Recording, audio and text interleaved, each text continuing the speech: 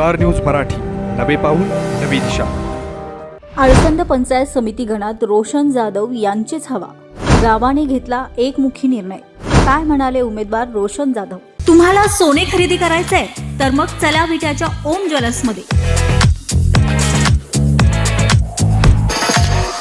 विट्यातील प्रथमच सोन्याचे 100% BIS 916 hallmark jewellery showroom, HUID प्रमाणित सर्व दागिने, सोने तारण कर्ज योजना ही सुरू। तर मग एक वेळ अवश्य भेट द्या। आमचा पत्ता ओम ज्वेलर्स, सराफपेठ, बँक ऑफ महाराष्ट्र समोर विटा। संपर्क श्री भगवान ढमाले गार्डीकर, डॉक्टर विशाल शिंदे मोराळे।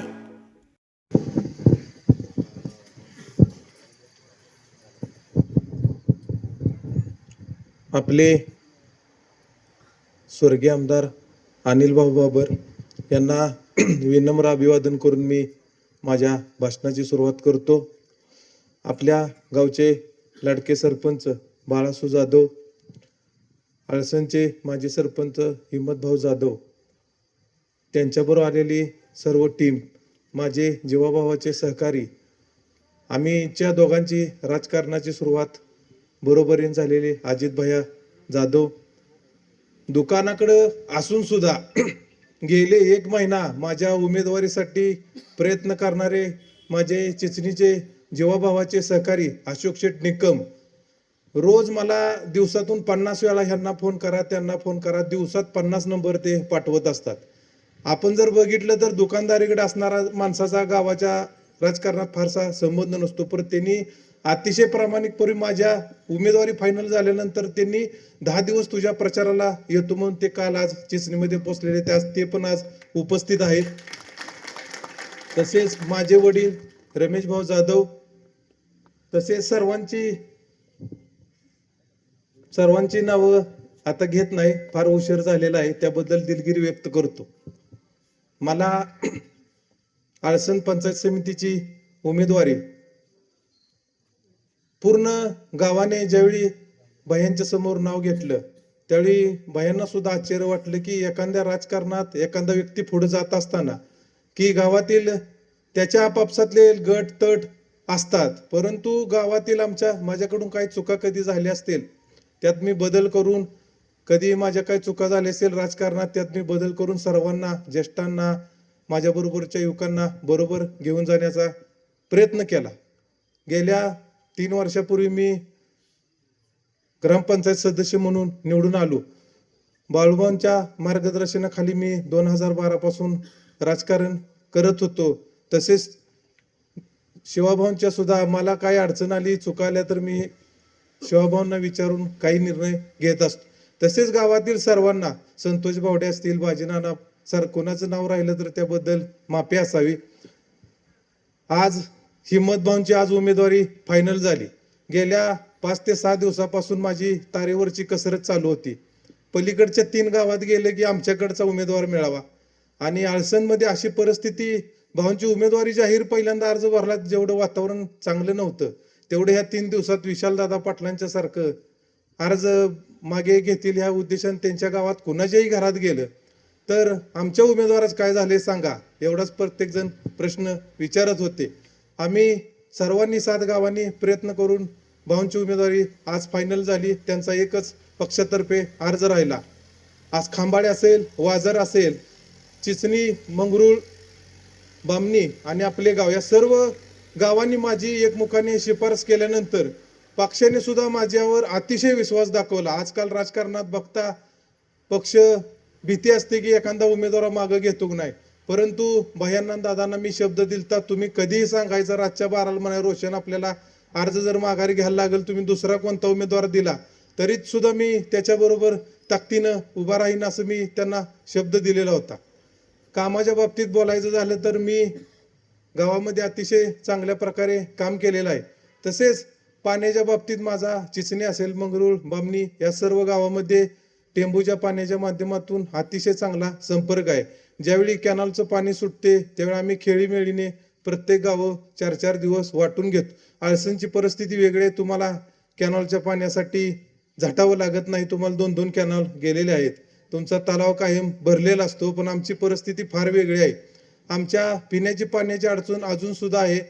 आमचा नवीन तलावाचं बांधकाम केल्यानंतर आम्हाला पिण्याच्या पाण्याची समस्या जास्त जाणवायला लागल्यानंतर आम्ही सर्वांनी आमच्या ग्रामपंचायत टीमने प्रयत्न करून ती पण काम मंजूर केलेलं आहे. परंतु शेतीसाठी पाणी पुरलं पाहिजे, त्या दिवशी विहीर पाडायची म्हणून सगळे त्यांची यंत्रणा आली होती, परंतु गावात वड्याला पाणी सुटलं पाहिजे यासाठी 1 महिना तुम्ही लेट काम चालू करा, पण शेतीच्या पाण्याला अडचण आली नाही पाहिजे. MIDC लाईन असेल किंवा आमच्या टेंबूचं ज्या 30% गाव फक्त ताकारी योजनेमध्ये आहे, बाकीचे राहिलेले 70% गाव आमचे टेंबूच्या योजनेमध्ये आहे. त्या माध्यमातून मी कधीही गावात कुणालाही ज्या दिवसापासून मी ग्रामपंचायत सदस्य झालोय कोणीही सांगावं रोशन हा विरोधक आहे, ह्याची जिरवली तिची जिरवली असलं मी कधीही केलेलं नाही. रात्री अपरात्री कुणाचाही फोन येऊ द्या, मी प्रत्येक कामाला हजर असतो. तसेच तुम्ही गावानं आतापर्यंत मला चांगल्या प्रकारे सांभाळलेलं आहे. इथून पुढे 6 ते 7 दिवस आपल्याला अतिशय कसोटीने जावं लागणार आहे. मला प्रत्येकाला भेटणं शक्य होणार नाही, प्रत्येकाला रोज फोन करून प्रचाराला जायला सांगायला शक्य होणार नाही. त्यात माझ्याकडून थोडीफार चूक झाली तरी समजून घेऊन मी उभा आहे असं तुम्ही डोक्यात घेऊ नका. कारवे गाव पूर्ण ह्या इलेक्शनला उभा आहे असं तुम्ही सर्वांनी डोक्यात घ्यावे आणि सर्वांनी उद्यापासून थोडेफार 8 दिवस काम बाजूला ठेवून प्रत्येकाने माझ्याबरोबर प्रत्येक गावामध्ये आणि कुणाचे एखाद्या ह्या 5-6 गावामध्ये पाहुणे असतील त्यांना संपर्क करून मी जे काम केलेलं आहे किंवा आपल्या गावाच्या वतीनं सर्व आपण जे काम केलेलं आहे ते सर्वांना सांगावं. बाकीच्या 7 गावांना कधीही आपण चुकीचा उमेदवार निवडला असं माझ्याकडून कोणतंही काम होणार नाही. प्रत्येक मी सुखादुखात त्यांच्याबरोबर राहण्याचा मी प्रयत्न करेन. ज्येष्ठ असतील काय असतील सर्वांनी उद्यापासून माझ्या बरोबरीनं प्रचारात सहभाग व्हायचा आहे. आपले अजित भैया असतील, आता मी गावातील दवाखान्याच्या कामानिमित्त कोर्टमध्ये जात होतो, ते मला प्रत्येक वेळी गेले की भेटायचे, तुम्ही कशासाठी आलेला आहे तर त्यांनी सांगायचं मी 3 वर्षात जी कामं केलीत. विरोधक जो उमेदवार आहे तो 10 वर्ष ग्रामपंचायतचा सरपंच असताना काही गावात त्यांचं काम झालेलं नव्हतं. मी लहानपणी आजोबांच्या बर आळसणला जात होतो, जसं गाव होतं तसंच ते गाव होतं. दगड सगळे रस्त्याला दिसायची आणि पडकी घरं, ते सुद्धा त्यांनी अतिशय चांगल्या प्रकारे 3 वर्षात चांगल्या प्रकारे गाव पूर्ण डेव्हलप केलेलं आहे. दवाखाना असेल शाळा असेल त्यांचं काम अतिशय चांगलं आहे. मागील 2 दिवसात मला थोडीफार भीती वाटत होती, परंतु आज सकाळी त्यांच्यावर फिरल्यानंतर माझ्या लक्षात आलं की कारव्या बरोबरीनं आळसण सुद्धा आपल्याला चांगल्या प्रकारे लीड देईल. एवढं माझ्या सकाळी लक्षात आल्यानंतर मला आज धीरात धीर आल्यासारखं झालेलं आहे. तसेच कामांना विरोध करणारा नसावा. आमच्या गावात त्या मानाने खूप चांगली सर्व माणसं आहेत. आम्ही काम करत असताना बऱ्यापैकी आम्हाला विरोधक जरी असली तर सहकार्य करतात, त्रास देण्याचा अजिबात प्रयत्न आमच्या गावात होत नाही. आमचं गाव पूर्ण वेगळ्या विचाराचं आहे.